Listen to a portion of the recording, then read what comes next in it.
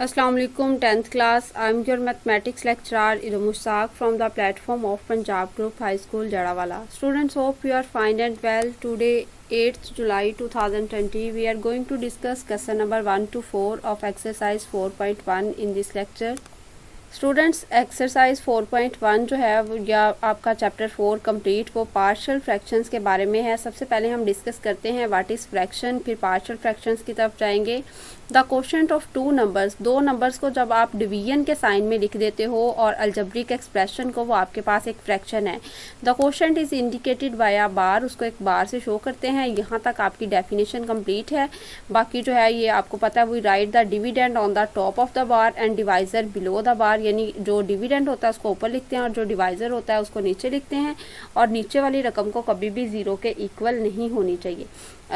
ये आपने एक एग्जांपल दे देनी है और यहाँ तक आपके पास फ्रैक्शन की डेफिनेशन है। बाकी जो है वो जस्ट आप लोगों की इन्फॉर्मेशन के लिए, आप लोगों को बताने के लिए मैंने लिखा था। डेफिनेशन सिर्फ इतनी आपने लिख देनी।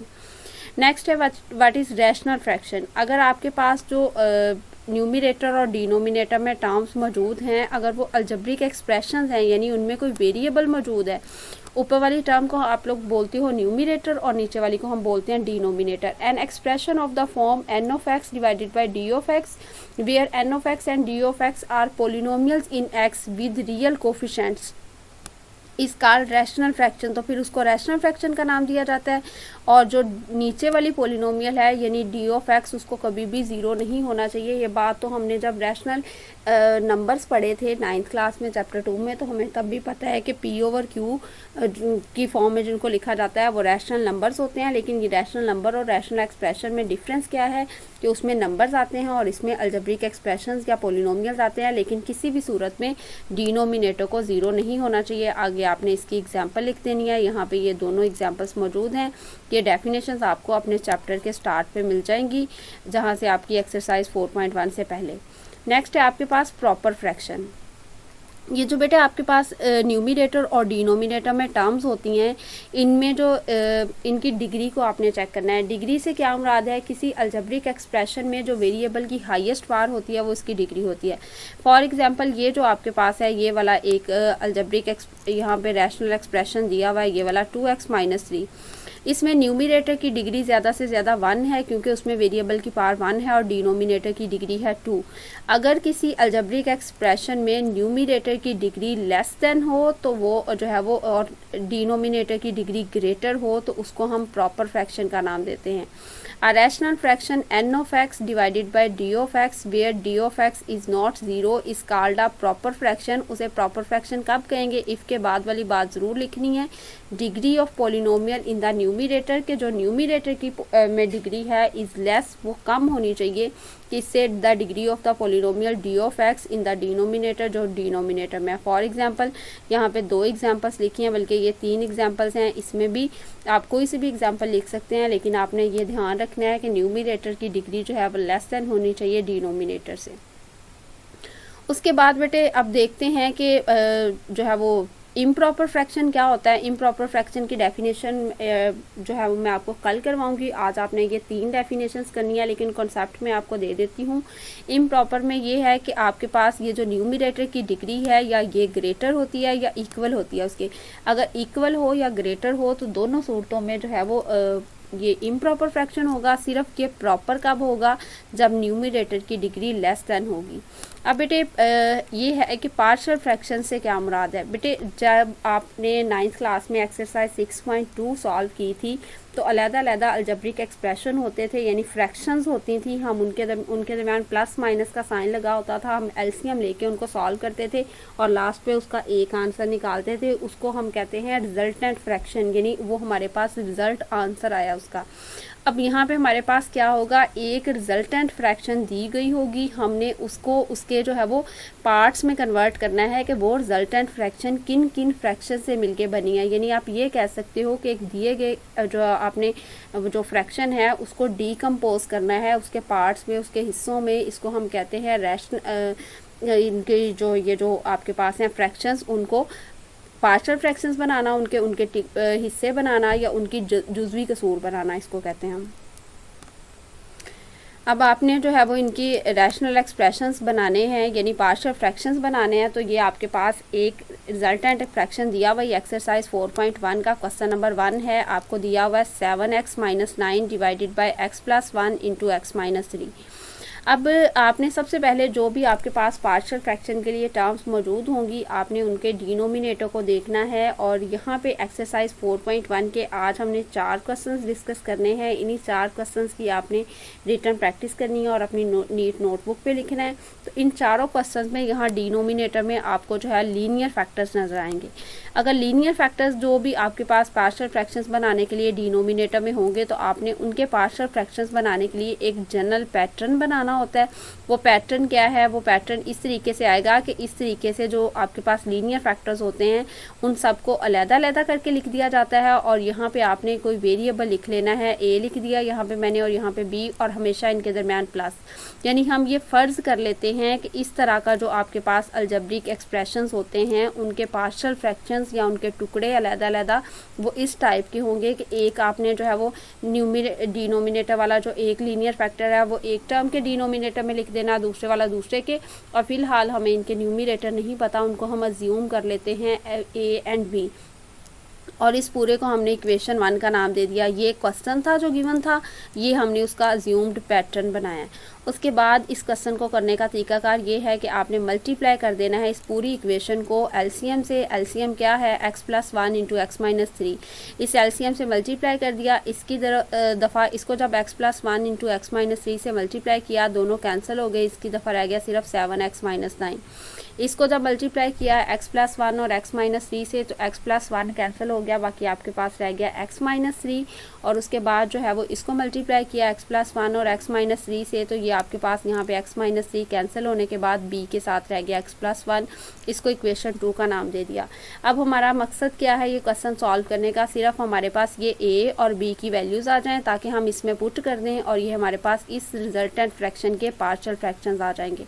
तो अब a और b की वैल्यू फाइंड आउट करने के लिए हमने क्या करना है, ये जो आपके पास इक्वेशन बन गई है ना, इसको आइडेंटिटी का नाम देते हैं। आइडेंटिटी वो इक्वेशन होती है जिसमें x की कोई भी वैल्यू लगा दो तो वो सही साबित हो जाएगी। तो अब यहाँ पे आपने x की इनके अंदर से वैल्यूज़, ये जो वेरिएबल की वैल्यूज़ लगेंगी इनके अंदर, तो आपके पास a या b की वैल्यू आएगी। तो अब वेरिएबल की वैल्यूज़ आपने कहाँ से ढूंढनी है? यहाँ पे आप लिखेंगे as equation 2 is an identity which is true for all values of x। तो सबसे पहले ये जो आपके पास दो लीनियर फैक्टर्स मौजूद हैं, इन्हीं से आपने वैल्यू निकालनी है। सबसे पहले x-3 को, दोनों में से जिसको मर्जी आप जो है वो पहले 0 के इक्वल रख लें। x-3 को 0 के इक्वल रखा तो x जो है वो -3 दूसरी तरफ जाके +3 हो गया, x की एक वैल्यू आ गई 3। तो हम इसे आइडेंटिटी में एक वैल्यू पुट करेंगे x = 3 और दूसरी हमारे पास वैल्यू आएगी x+1 = 0। तो यहाँ पे x की वैल्यू आ जाएगी -1, दूसरी वैल्यू हम ये -1 पुट करेंगे। तो putting x = 3 and x = -1 in equation 2 में ये पुट करना है। अच्छा, आपने जो है वो दोबारा से आप यहाँ पे ये आइडेंटिटी वाली पूरी इक्वेशन लिख सकते हैं। ये बेटे मैंने इसको हाईलाइट कर दी है, अगर आप चाहें तो आप भी इसको बॉक्स बना के हाईलाइट कर सकते हैं, फिर आप इसी पैटर्न को फॉलो कर सकते हैं। सबसे पहले आपने x की जगह पे 3 लगाना है, तो यहाँ 7, x की जगह पे आपने 3 लगा दिया, -9, 7 3 29 और ये -9 हो गया। 29 में से -9 गए, बाकी 12 रह गए।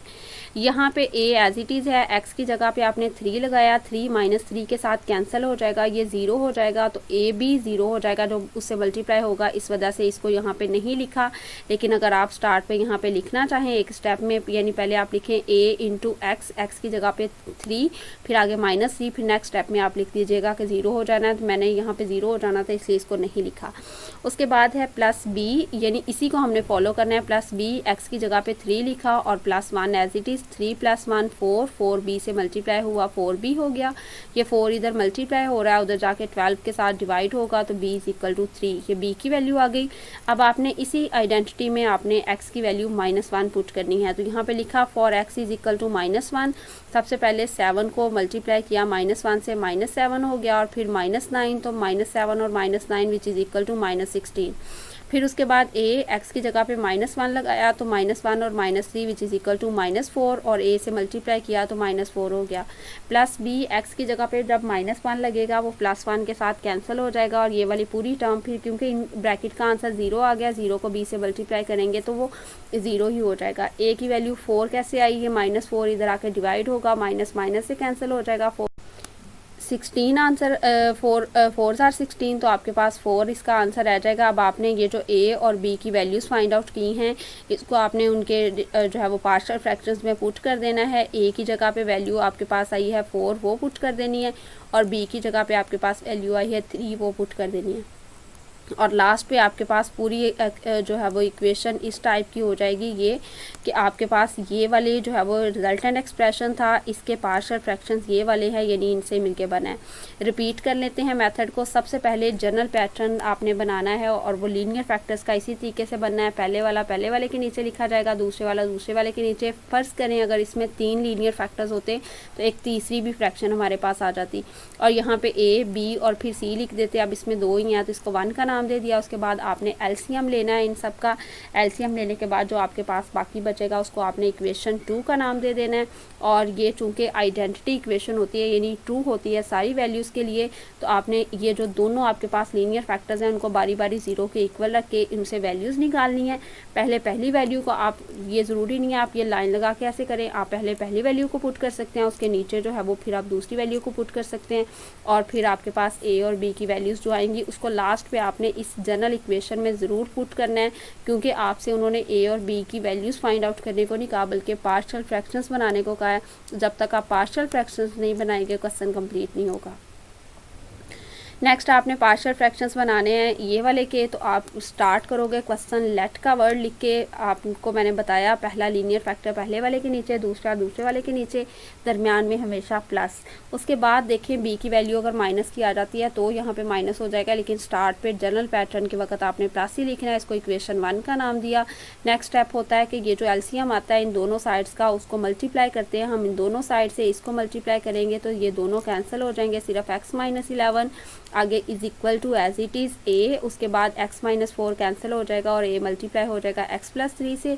फिर इसे इस पूरे एलसीएम से मल्टीप्लाई करेंगे तो इसकी दफ़ा x + 3 कैंसिल हो जाएगा, बाकी रह जाएगा x - 4 जो कि रह जाएगा b के साथ। ये है आपके पास आइडेंटिटी। अब आपने जो है वो चूँकि ये आइडेंटिटी है और ये सारी वैल्यूज़ के लिए ट्रू है, पहले x - 4 को फिर x + 3 को 0 के इक्वल रख के वैल्यूज़ निकालनी है। तो पहले x + 3 को 0 के इक्वल रखा तो x की वैल्यू आ गई -3, और -4 को 0 के इक्वल रखा तो x की वैल्यू आ गई 4। इसे आप हमने आइडेंटिटी में पुट करना है। आइडेंटिटी इक्वेशन में जब वैल्यूज़ पुट करेंगे ये x की जगह पे -3 हो जाएगा, यहाँ पे -11 विच इज़ इक्वल टू -14, और a में पुट करेंगे तो वो 0 हो जाएगा, b में पुट करेंगे तो -3 एंड -4। ये x की जगह पे -3 लगाया, -4 ये -7 हो गया। -7 इधर मल्टीप्लाई हो रहा है, उधर जाके -14 के साथ डिवाइड होगा, माइनस माइनस से कैंसिल हो जाएगा, 7 2 ज़ार 14, तो b की वैल्यू आ गई 2। उसके बाद आपने दूसरी वाली वैल्यू जो आपके पास थी 4, उसको इक्वेशन 2 में ही दोनों वैल्यूज़ को पुट करना है। और मैंने आपको बताया लाइन लगा के करने की ज़रूरत नहीं है, आप इसके नीचे भी कर सकते हैं। तो ये आपके पास आ जाएगा x की वैल्यू है 4, x की जगह पे 4 लगा, 4 - 11 विच इज़ इक्वल टू -7, और a एज इट इज़। उसके बाद x की जगह पे 4 और ये +3 एज इट इज़, 4 + 3 7। b में वैल्यू पुट करेंगे वो 0 हो जाना है, तो इस वजह से मैंने उसको नहीं लिखा 7 को माइनस। अगर आप इसके सामने ऐसे करके इसको साथ में मेंशन भी करना चाहेंगे यानी b, यहाँ पे आपके पास आ जाएगा x की जगह पे 4 लगाएंगे आप, फिर आगे -4 होगा तो वो ये देखें यहाँ पे ही कैंसिल हो जाना है, फिर उसको जो है नीचे लिखने की ज़रूरत नहीं है क्योंकि उसका कोई इफेक्ट नहीं पड़ना, इस वजह से मैंने उसे नहीं लिखा।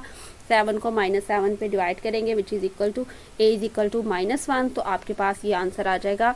a और b की वैल्यूज़ आ गई। लास्ट पे जो आपने स्टार्ट पे जनरल पैटर्न बनाया था उसमें वैल्यूज़ पुट कर देनी है, a की जगह पे -1 और b की जगह पे 2। अच्छा बेटे, एक तरीकाकार ये हो सकता है कि अब जो आप आंसर चेक करो बुक पे, उस पर हो सकता है ये वाली फ्रैक्शन जो है उन्होंने पहले लिख दी हो और ये वाली जो है वो बाद में लिख दी हो, उससे कोई फ़र्क नहीं पड़ता।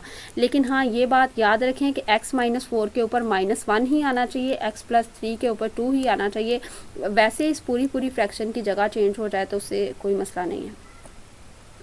नेक्स्ट हमारे पास क्वेश्चन नंबर 3 है, इसमें है 3x माइनस 1, तो यहाँ पे है x स्केयर माइनस 1। 1 का हम स्केयर बना सकते हैं, दोनों का स्केयर दरमियान में माइनस है तो एक बार प्लस में लिख लिया, एक बार माइनस में, यानी आपने पहले इनको लीनियर फैक्टर्स में कन्वर्ट कर लिया, उसके बाद वही तरीकाकार है, x माइनस 1 को लिख दिया एक मरतबा x प्लस 1 को इसके ऊपर a लिख लिया या b। आप पहले x प्लस 1 भी लिख सकते हैं, बाद में x माइनस 1 भी लिख सकते हैं। एलसीएम से मल्टीप्लाई करेंगे, इस साइड पे रह जाएगा 3x माइनस 1, इधर रह जाएगा a के साथ x माइनस 1 कैंसिल हो जाएगा, x प्लस 1 दरमियान में प्लस b के साथ रह जाएगा x माइनस 1, क्योंकि x प्लस 1 उससे कैंसिल हो जाएगा। हर एक टर्म को ये यहाँ पे आपने एलसीएम से इस वाले से मल्टीप्लाई करवाना है, तो जब मल्टीप्लाई करवाते हैं तो डिनोमिनेटर वाली जो सेम टर्म्स होती हैं वो कैंसिल हो जाती हैं, जो बाकी बच जाती हैं उसको लिख दिया हमने उसके साथ। उसके बाद बेटे आपने दोनों ये जो आपके पास लीनियर फैक्टर्स हैं इनको बारी बारी ज़ीरो को इक्वल रखना है। यहाँ पे x की वैल्यू आ जाएगी -1 और -1 वाले को जब ज़ीरो के इक्वल रखेंगे x की वैल्यू आ जाएगी 1। उस 1 वाली वैल्यू को आपने इस आइडेंटिटी में पुट करवाना है, तो ये आपके पास आइडेंटिटी है ये वाली। सबसे पहले इसमें जो है वो मैंने 1 पुट करना है, तो 3 को 1 से मल्टीप्लाई करेंगे तो 1 ही रहेगा, 3 minus 1 which is equal to 2। इस साइड पे x की जगह पे 1 लगाएंगे, 1 प्लस 1 2, तो a के साथ 2 मल्टीप्लाई हो रहा है, वो उधर जाके डिवाइड होगा, a की वैल्यू आ जाएगी 2। यहाँ पे 1 पुट करेंगे तो 1 प्लस का और माइनस का कैंसिल हो जाएंगे, इस वजह से नहीं लिखा हुआ उसको। अब -1 पुट करना है, तो 3 के साथ -1 मल्टीप्लाई होगा, -3 हो जाएगा, और यहाँ पे -1 है वो हो जाएगा -4। और यहाँ पे आपके पास a के बाद जो है वो आप x की जगह पे -1 पुट करोगे तो -1 प्लस 1 से कैंसिल, ये 0 हो जाना है, इसलिए इसको नहीं लिखा हुआ। और b है तो x की जगह पे -1 पुट किया, ये भी -1 है तो ये -2b हो जाएगा।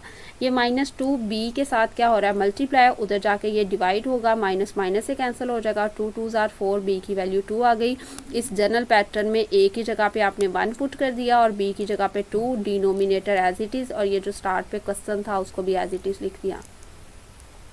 ओके बेटे, नेक्स्ट आपके पास क्वेश्चन नंबर 4 है, इसमें हमारे पास डिनोमिनेटर देखें x square plus 2x minus 3, यानी क्वाड्रेटिक है, ये लीनियर नहीं है। तो आपने पहले जैसे फैक्टर्स बनाने सीखे थे चैप्टर 1 में फैक्टराइजेशन के मेथड से, इसको फैक्टराइज करके लीनियर फैक्टर में लाना है। दरमियान वाली के 2 फैक्टर्स लिखेंगे, प्लस 2x की जगह पे 2 फैक्टर्स लिखे हैं, प्लस 3x और माइनस x। तो यानी उनको प्लस माइनस करें तो ये दरमियान वाला आए, और मल्टीप्लाई करें तो ये जो साइड वाला है वो आए। उसकी जगह पे फिर लिखा प्लस 3x माइनस x, पहले 2 में से कॉमन लिया, x कॉमन आया, यहाँ पे रह गया x प्लस 3, इन दोनों में से कॉमन लिया -1, तो यहाँ पे रह गया x प्लस 3। एक दफ़ा x माइनस 1 लिखा और एक दफ़ा x प्लस 3 लिखा। अब ये भी लीनियर फैक्टर्स हो गए हैं, लीनियर फैक्टर्स हो गया, इनका सेम वही पैटर्न है, a divided by x minus 1 plus b divided by x plus 3, यानी इसको आपने अलहदा से फैक्टराइज कर लिया। उसके बाद ये फैक्टर्स बनाने का तरीकाकार बेटे रिपीट कर देती हूँ। यहाँ पे फर्स्ट टर्म और ये लास्ट वाली टर्म एज इट इज़ लिख लेते हैं, ये दरमियान वाली टर्म नहीं लिखते, उसकी जगह 2 ऐसी टर्म्स लिखते हैं कि उन्हें प्लस माइनस करें तो दरमियान वाली टर्म आए, और मल्टीप्लाई करें तो ये जो साइड वाली है यानी -3x स्क्वायर आना चाहिए। फिर उसके अकॉर्डिंग फैक्टर्स बना के उसमें से कॉमन लेके इसको लीनियर फैक्टर बना लिया। अब आपने इसका जनरल पैटर्न लगाना है, पहले x माइनस 1 फिर x प्लस 3 और इनके ऊपर a और b लिख देना है। अब मल्टीप्लाई करना है इसको एलसीएम से, एलसीएम आपको पता है यही वाला होता है जो क्वेश्चन का होता है हमारे पास, x माइनस 1 और x प्लस 3, इसकी दफ़ा ये दोनों कैंसिल हो जाएंगे, बाकी x माइनस 5, इसकी दफ़ा x माइनस 1 कैंसिल होगा, a के साथ रह जाएगा x प्लस 3, और इसकी दफ़ा x प्लस 3 कैंसिल हो जाएगा, b के साथ रह जाएगा x माइनस 1। ये आपके पास इक्वेशन 2 आ गई। दोनों को बारी बारी 0 के इक्वल रखेंगे, x प्लस 3 को 0 के इक्वल रखा, लेट का वर्ड साथ में ज़रूर लगाना है आपने, x इज़ इक्वल टू -3 और फिर x माइनस 1 को जो है वो 0 की इक्वल रखा तो x की वैल्यू आ गई 1। अब एक दफ़ा आपने x is equal to -3 put करना है, इस इक्वेशन 2 में पुट करना है आपने, ये वाली जो इक्वेशन है आपके पास, और एक दफ़ा आपने x is equal to 1 put करना है। तो जब मैंने x is equal to -3 put किया तो x की जगह पे -3 और ये वाला -5, तो ये हो गया टोटल -8। उसके बाद x की जगह पे -3 पुट किया, -3 प्लस 3 के साथ कैंसिल, और ये a भी ख़त्म हो जाएगा, और b के साथ आ गया x की जगह पे है -3 और ये -1, ये टोटल हो गया -4b। ये -4 इधर जाके -8 के साथ डिवाइड होगा, माइनस माइनस से कैंसिल हो गया, और 4 2s are 8, b की वैल्यू आ गई 2। अब x की जगह पे आपने 1 पुट करना करना है 1 -5 विच इज़ इक्वल टू -4, उसके बाद 1 + 3 4, तो a 4 से मल्टीप्लाई होगा 4 हो जाएगा, x की जगह पे 1 पुट किया, -1 से कैंसिल, ये b वाला ख़त्म हो गया, ये 4 इधर आके डिवाइड होगा, a की वैल्यू आ गई -1। अब a और b की दोनों की वैल्यूज़ आ चुकी हैं आपके पास, आपने उसको पार्शियल फ्रैक्शन का जो पैटर्न बनाया हुआ था स्टार्ट पे उसमें पुट कर देना है। और यहाँ डिनोमिनेटर ये किसका था, एक्चुअली आपने इस पूरे क्वेश्चन को ही लिखना होता है, x - 5 डिवाइडेड बाय x की है प्लस 2x - 3, और इसके फैक्टर्स कौन से बने हैं, ये पार्शियल फ्रैक्शन सॉरी इसके, ये a की जगह पे आ जाएगा -1 और b की जगह पे आ जाएगा 2 और डिनोमिनेटर वाले एज इट इज़।